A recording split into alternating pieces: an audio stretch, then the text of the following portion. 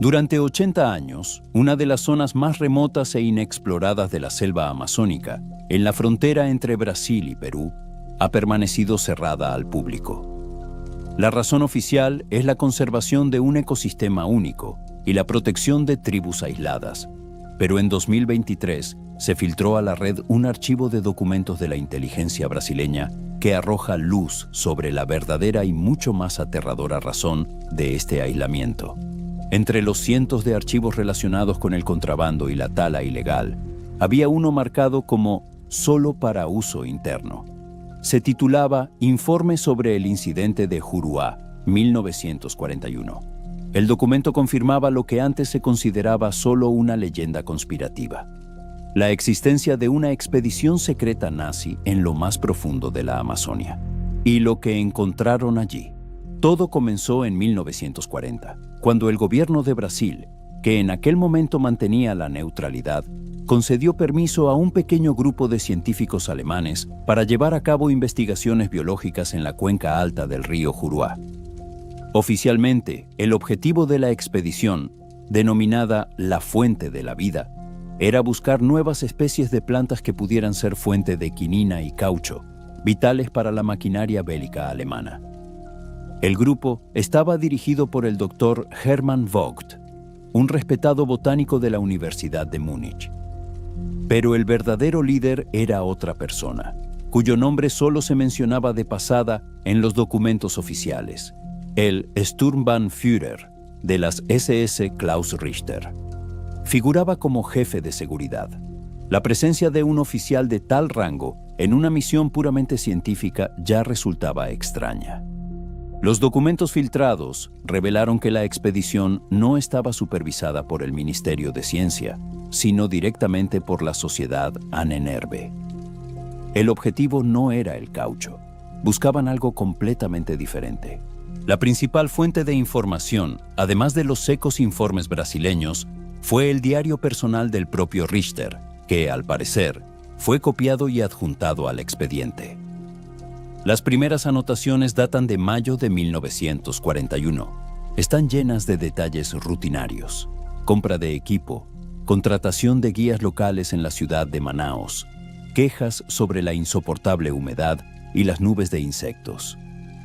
Richter describe con pedantería prusiana la composición del grupo: 12 especialistas alemanes, biólogos, geólogos, médicos y 2 docenas de soldados de guardia.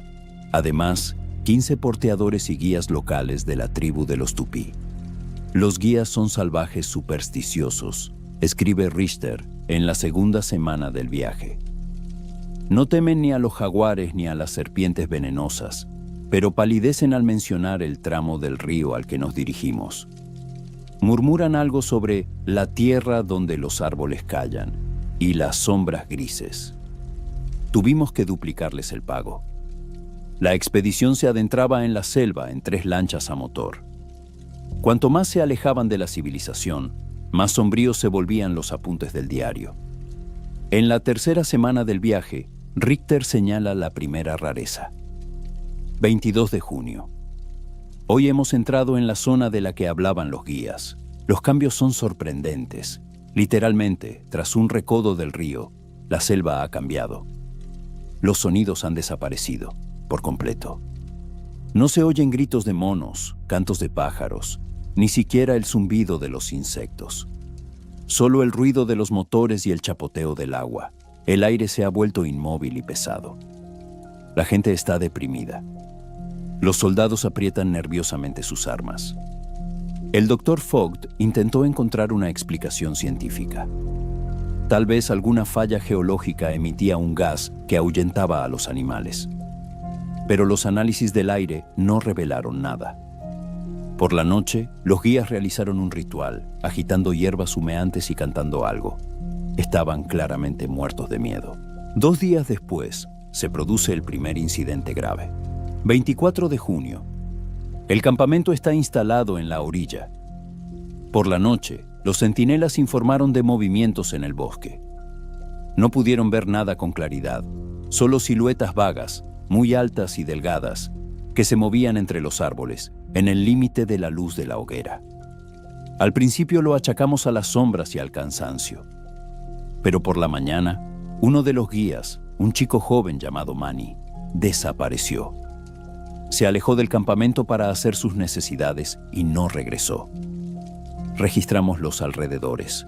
No había rastro de él, ni sangre, ni señales de lucha. Simplemente desapareció. Los demás guías entraron en pánico. Recogieron sus cosas y dijeron que no seguirían adelante por ningún dinero. Las amenazas con armas no sirvieron de nada. Se subieron a su bote y se alejaron río abajo, dejándonos solos. Ahora estamos solos.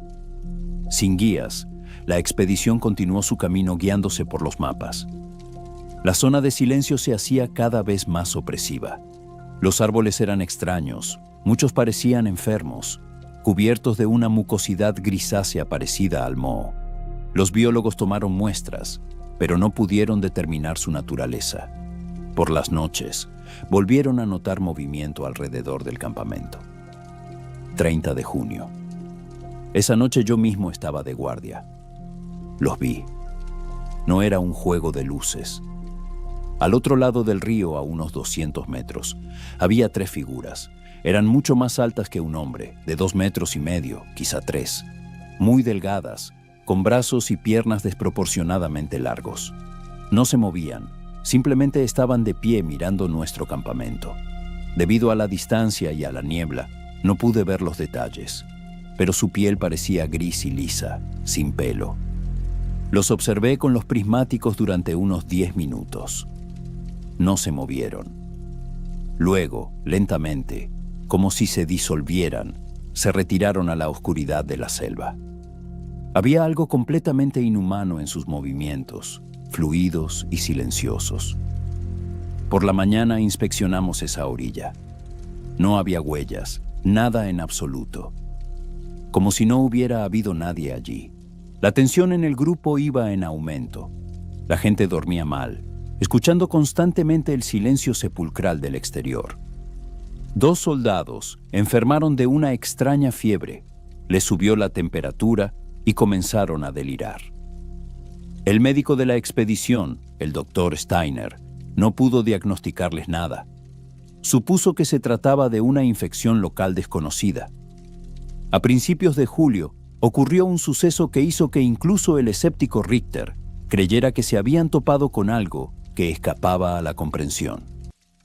3 de julio. Hoy han desaparecido 2 más, el soldado apellidado Bauer y uno de los biólogos, un joven llamado Eric Lang.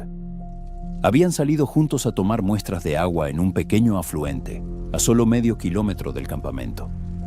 Debían regresar en 1 hora. Cuando pasaron 3 horas, envié un grupo de búsqueda de 5 personas. 1 hora después, regresaron y trajeron lo que habían encontrado. No encontraron ni a Bauer ni a Lang. Pero en la tierra húmeda junto al arroyo, encontraron sus pertenencias, cantimploras, equipo para tomar muestras y 2 carabinas Mauser. Junto a las pertenencias yacían las ropas de los desaparecidos, cuidadosamente dobladas. Camisas, pantalones, botas, todo estaba en su sitio, pero no había nadie, ni rastros, ni sangre, ni un solo indicio de lo que había ocurrido allí. Solo 2 pilas ordenadas de ropa en medio de la selva muerta. Ordené levantar el campamento inmediatamente. Nos marchamos de aquí. Algo aquí no está bien. No se trata solo de tribus salvajes o depredadores. Es otra cosa. Nos está observando y se está llevando a nuestra gente sin dejar rastro. La orden de Richter de retirarse inmediatamente fue recibida con alivio. El pánico, hasta ese momento oculto bajo una máscara de disciplina, se desató. La tripulación se apresuró a subir a las 2 lanchas motoras que quedaban. Nadie quería quedarse en esa maldita orilla ni un segundo más. Abandonaron parte del equipo, llevándose solo lo imprescindible: armas, municiones, medicamentos y diarios con muestras. La zona de silencio los despidió con la misma quietud opresiva y antinatural. Pero ahora había algo nuevo en ese silencio. la sensación de que los perseguían. 5 de julio. Llevamos 2 días navegando río abajo. No paramos para pasar la noche, solo atracamos en la orilla durante 1 hora para repostar los motores. La gente está agotada, duermen por turnos, sin soltar las armas. Pero lo peor no es el cansancio, son los ruidos, o más bien, su imitación. Ayer por la tarde oímos claramente desde la orilla el golpe de un hacha sobre la madera. Claro, rítmico, como si alguien estuviera cortando leña. Apagamos los motores. El golpe cesó, pero en esta selva no hay nadie en cientos de kilómetros. Por la noche comenzó lo peor. Desde la orilla derecha se oyó un grito. ¡Ayuda!, gritaba alguien en un alemán perfecto. La voz era idéntica a la de Lang, el biólogo desaparecido. Varios soldados se levantaron de un salto, dispuestos a acudir en su ayuda. Tuve que obligarlos a quedarse donde estaban a punta de pistola. Es una trampa, estoy seguro. Estas criaturas están jugando con nosotros. La presión psicológica aumentaba con cada hora que pasaba. Desde la selva llegaban ahora fragmentos de canciones alemanas que los soldados cantaban alrededor de la hoguera durante las primeras semanas de la expedición. A veces era solo una tos o el sonido de un objeto metálico cayendo sobre las piedras. Todos esos sonidos les resultaban espeluznantemente familiares, arrancados de su propio pasado reciente. Daban la sensación de que detrás de los árboles había un campamento fantasma invisible, habitado por sus compañeros desaparecidos. Los soldados enfermos de fiebre, que habían sido colocados en una barca bajo la supervisión del Dr. Steiner, comenzaron a delirar. No se quejaban del calor ni del dolor. Mirando con horror los costados del bote y el agua, murmuraban lo mismo. Ojos vacíos. Nos miran desde debajo del agua. Steiner les inyectaba morfina, pero solo les aliviaba momentáneamente. 7 de julio. Ha ocurrido algo que escapa a toda comprensión. Esta mañana vimos un objeto en la orilla, delante de nosotros. Cuando nos acercamos, sentí cómo se me helaba la sangre en las venas. En la rama de un árbol bajo colgaban mis prismáticos 6, los mismos que siempre llevaba conmigo. Revisé el estuche, pero estaba vacío. No me alejé del barco, nadie podía haberlo cogido. Se acercaron a nosotros por la noche, mientras navegábamos a la deriva por el centro del río. Estaban en nuestro barco. Lo cogieron y lo colgaron allí, delante, como una señal, como una burla. Nos están mostrando que pueden acercarse a cualquiera de nosotros en cualquier momento, y que no nos daremos cuenta. Después de ese incidente, la disciplina se vino abajo. La gente se mira con recelo. Todos temen quedarse solos ni siquiera un segundo. Esa misma noche, se vieron obligados a hacer una parada. Se estaban quedando sin combustible, y Richter decidió arriesgarse y trasvasar lo que quedaba de los bidones a los depósitos bajo el amparo de la oscuridad. Atracaron en un pequeño islote rocoso en medio del río, que parecía más seguro que la orilla. Encendieron una hoguera y colocaron centinelas en el perímetro, pero no sirvió de nada. 8 de julio. Por la noche vinieron. No los vimos, pero estaban allí. Primero se apagó nuestro único foco, que funcionaba con un generador. Envié a alguien a comprobarlo. Regresó 1 minuto después, pálido como un cadáver. El cable de alimentación estaba cortado. El corte era perfectamente recto, como si lo hubiera hecho un bisturí quirúrgico. Entonces, se oyó de nuevo la voz de Lang desde la orilla, esta vez muy cerca. Llamaba por su nombre a uno de los centinelas, Gunther. Le pedía ayuda. Decía que estaba herido y que se escondía entre los arbustos. Gunther casi enloqueció. Gritaba en respuesta, intentando salir de su puesto. Tuve que aturdirlo. Y entonces lo vimos. Una de las cajas de provisiones, que estaba al borde de nuestro terreno, de repente se deslizó lentamente hacia la oscuridad, por sí sola, sin hacer ruido. 2 soldados abrieron fuego contra ella, vaciaron todo el cargador en la oscuridad. En respuesta, silencio. Cuando amaneció, inspeccionamos el lugar. La caja estaba a 20 metros del campamento, en la orilla. Estaba abierta, pero no se habían comido los alimentos.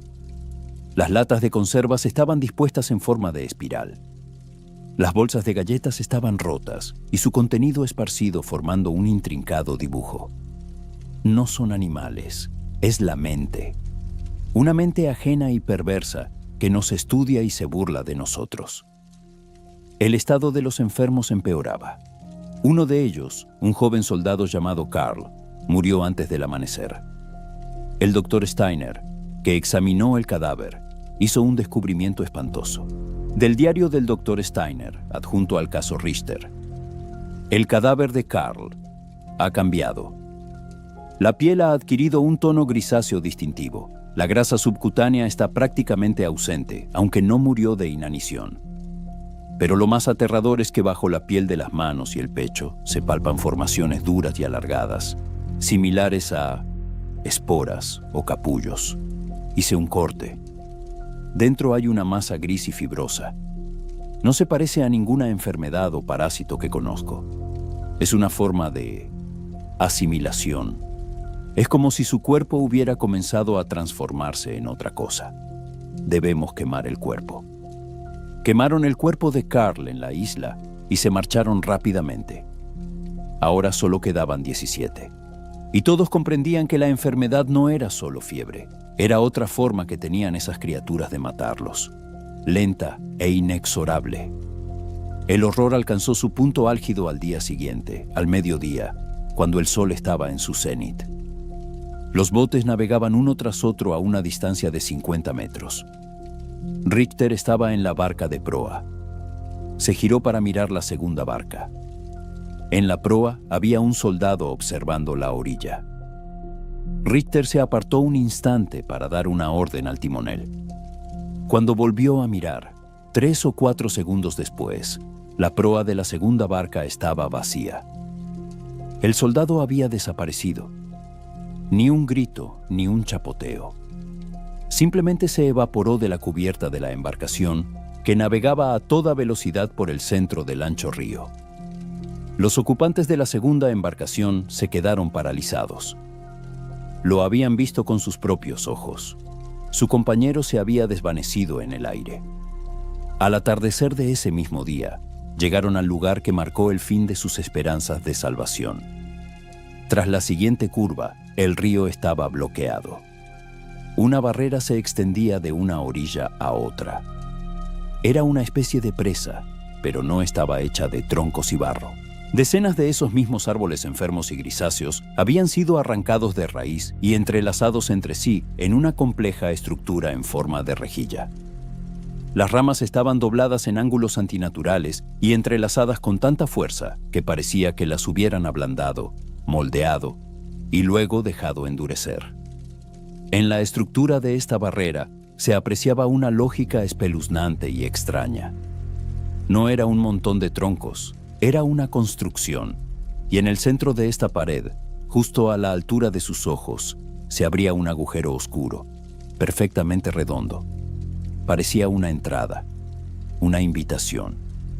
10 de julio. El camino está cortado, estamos atrapados, lo construyeron en unas horas. Es una demostración de fuerza. No solo nos están cazando, nos han acorralado. Intentamos encontrar un paso por la costa, pero es demasiado poco profundo. Intentar despejar los escombros es una locura. No sabemos qué nos espera al otro lado, ni qué saldrá de ese agujero si nos acercamos. El combustible está casi agotado. El segundo soldado enfermo murió hace una hora. Su cuerpo también ha empezado a cambiar. Estamos encerrados en el corazón de este infierno silencioso. No sé cuánto tiempo aguantaremos, pero lo documentaré todo hasta el último momento. El mundo debe saber que vive en esta selva. La expedición llevaba 2 días frente a la monstruosa barrera, paralizada por el horror y la desesperanza. 12 supervivientes en una sola embarcación, atrapados en medio del río, en el corazón del territorio de un enemigo desconocido. Se había acabado el combustible. La radio permanecía en silencio, emitiendo solo un débil silbido. El silencio de la selva los oprimía y ahora parecía tener sentido. No era solo una zona muerta, era una jaula. Y el agujero perfectamente redondo en el centro del bloqueo parecía la mirada burlona de un carcelero. 12 de julio. Fin. Ya no hay disciplina. La gente está al borde de la locura. El sargento Brandt y varios soldados más exigen que abandonemos el barco y nos abramos paso a través de la selva. Creen que pueden rodear este dique por tierra. Es un suicidio. El doctor Steiner ha expuesto su teoría. Él cree que no se trata de seres individuales, sino de un superorganismo único. Esas criaturas grises son parte de él, su sistema inmunológico, los árboles enfermos, el limo, incluso la enfermedad que mató a Carl y al segundo soldado. Todos son componentes de un todo. No caza. Digiere todo lo que invade su territorio. Atravesar la jungla es como saltar voluntariamente a su estómago. Ordené que prepararan la carga explosiva. Volaremos esta pared. Es nuestra única oportunidad. La decisión de Richter fue un acto desesperado. Utilizaron las últimas reservas de explosivos para construir una potente carga improvisada. El plan era sencillo: acercarse a los escombros con los remos, fijar la carga, encender el largo cordón detonante y alejarse a una distancia segura. 3 voluntarios, los soldados más jóvenes y desesperados, se ofrecieron para llevar a cabo la misión. Richter los cubría con una ametralladora instalada en la proa de la embarcación. Cuando su pequeña lancha se separó del barco principal y se dirigió lentamente hacia el espolón, el silencio se hizo casi palpable. Cada golpe de remo en el agua resonaba en los oídos como un disparo. La lancha se acercó a la pared a 30 metros, luego a 20. Los soldados se preparaban para fijar la carga, y en ese momento se percibió un movimiento en el agujero circular del centro de la barrera. 14 de julio. Lo vi de cerca. Salió del agujero. No caminaba, sino que parecía fluir, girando desde la oscuridad. Un cuerpo largo y delgado, con una piel gris, como de goma, que cubría los huesos. La cabeza era lisa, sin pelo, nariz ni orejas. En lugar de rostro, solo 2 cavidades oscuras y profundas en el lugar de los ojos. Pero lo más aterrador eran las manos. Colgaban casi hasta el suelo y no terminaban en manos, sino en 3 largas protuberancias negras, afiladas y brillantes como la obsidiana. Se movía a trompicones, de forma antinatural, como una marioneta. Y entonces apareció un segundo de entre las ramas, entrelazadas a la derecha, y un tercero a la izquierda. Salieron directamente de la pared, como si fueran parte de ella. Las criaturas no emitían ningún sonido. Simplemente se quedaban allí, observando el bote con sus cuencas oculares vacías. Los soldados del bote se quedaron paralizados, petrificados por el horror. Richter, superando el miedo, les gritó que regresaran. Pero era demasiado tarde. Una de las criaturas que estaba en el centro se lanzó hacia adelante. Su movimiento fue increíblemente rápido. No corrió ni nadó. Simplemente acortó la distancia entre ella y el bote en una fracción de segundo, como si hubiera borrado el espacio. Un largo brazo con garras negras se lanzó hacia el bote. Uno de los soldados gritó, un grito corto e interrumpido. La criatura lo agarró y con la misma velocidad inhumana, lo arrastró de vuelta al oscuro agujero de la pared. Todo sucedió en 2 latidos.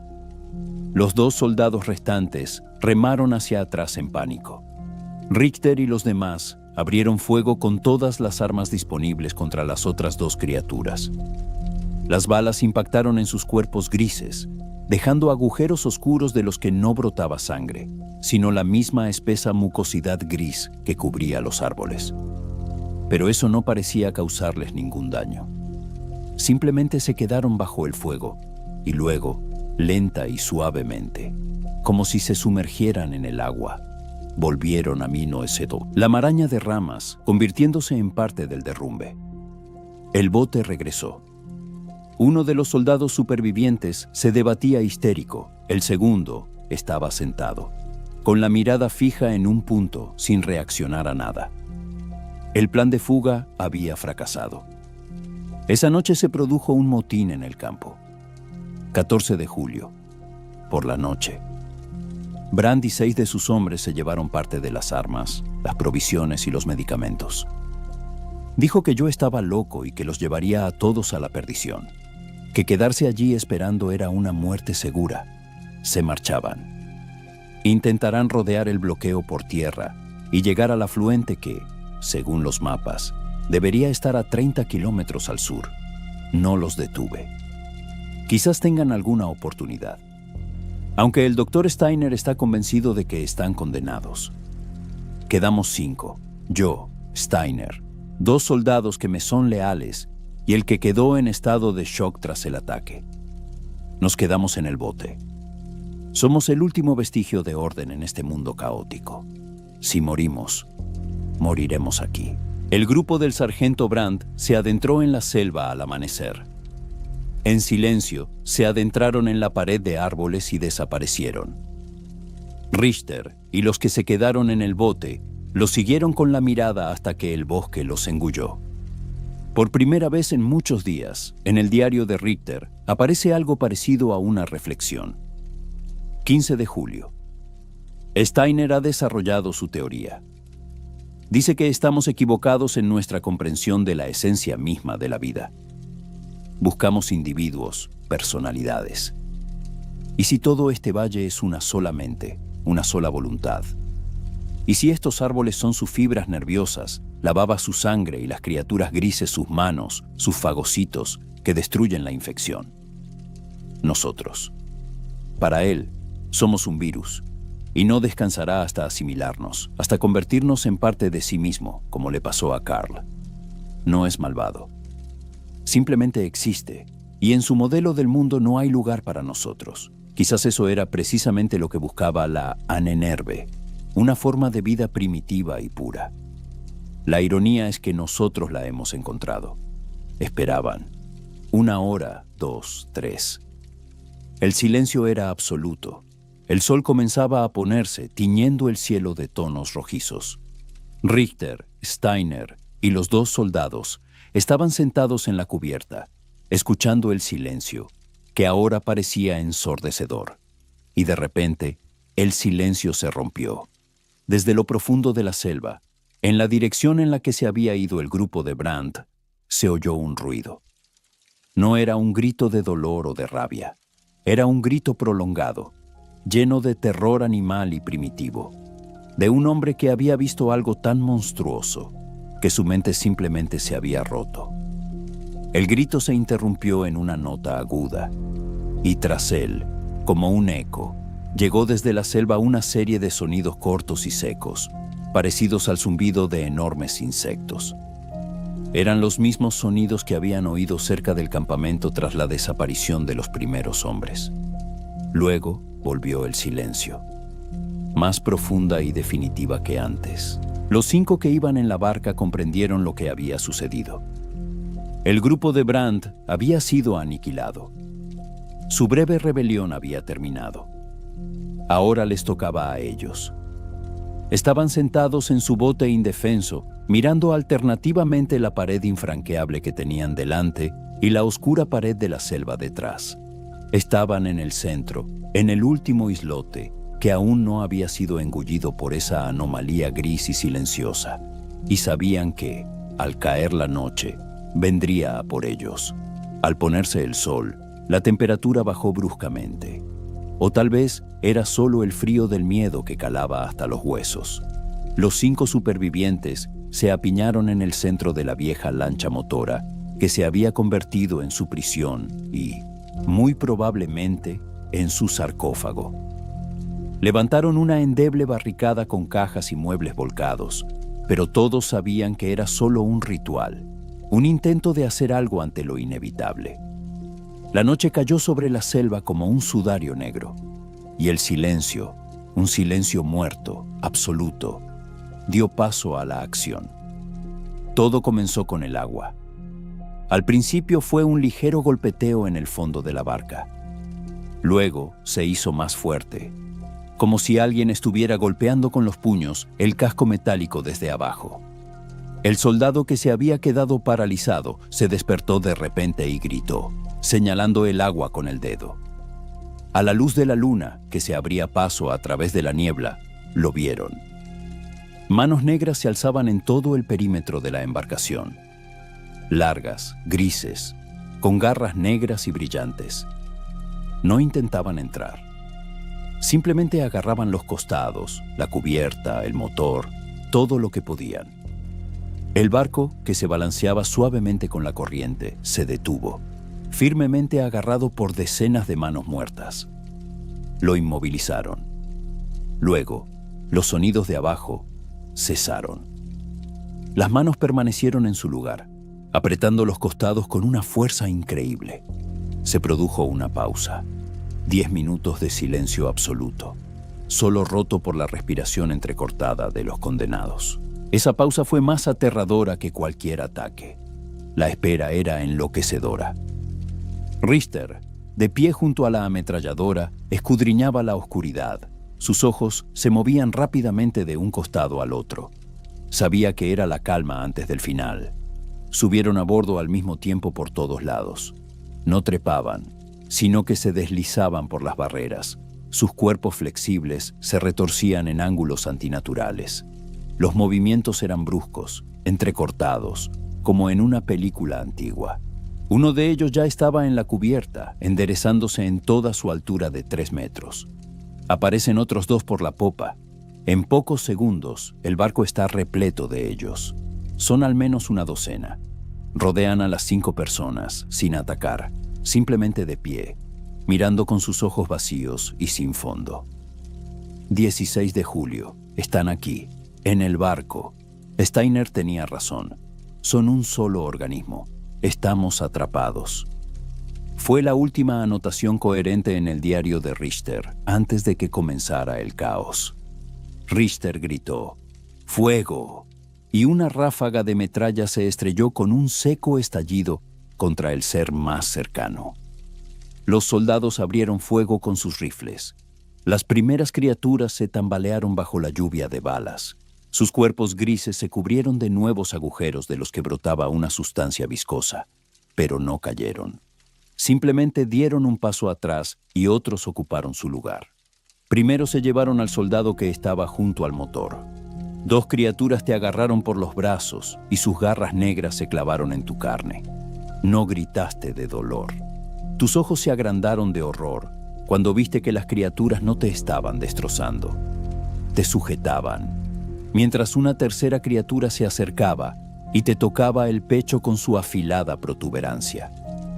Hubo un destello de luz tenue y el soldado se derrumbó. Su cuerpo se retorció en convulsiones. Las criaturas lo dejaron tirado en la cubierta, temblando en agonía, y se volvieron hacia los demás. El doctor Steiner, armado solo con una pistola, disparó hasta que se le acabaron las balas. Cuando una de las criaturas se abalanzó sobre él, no retrocedió. Como un verdadero científico, intentó comprender hasta el último momento. La criatura lo agarró, y Steiner, mirando directamente a su rostro sin ojos, gritó sus últimas palabras, dirigiéndose a Richter. No matan.